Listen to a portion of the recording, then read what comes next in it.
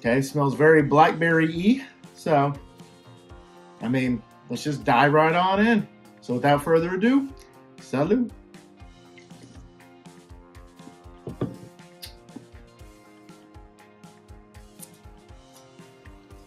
Yep,